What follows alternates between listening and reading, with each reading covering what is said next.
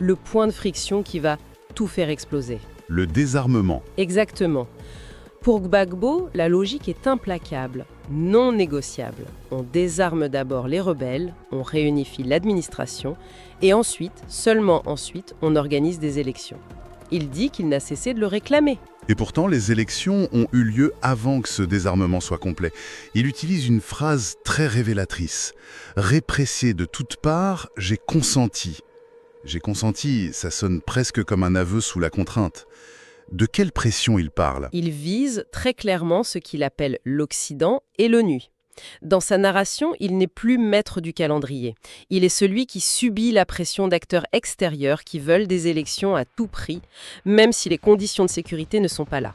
En disant « j'ai consenti », il se dédouane par avance. Il dit « je savais que c'était une erreur, mais on m'a forcé la main ». Et on arrive donc à ce point de rupture que tout le monde connaît, l'élection de 2010. Sa version des faits est très précise.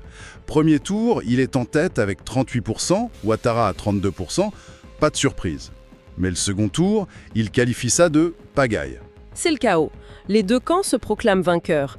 Mais pour Gbagbo, il y a un fait juridique qui devrait clore le débat. Il martèle que c'est le Conseil constitutionnel, l'organe suprême en la matière, qui le proclame vainqueur.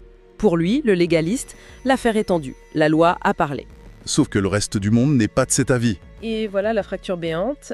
Il accuse un trio d'avoir organisé un coup d'État, selon ses propres termes.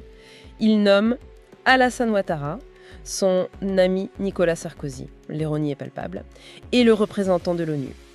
Selon lui, ce sont ces trois acteurs qui décident, en dehors de tout cadre légal ivoirien, que le vrai vainqueur, c'est Ouattara. Pour lui,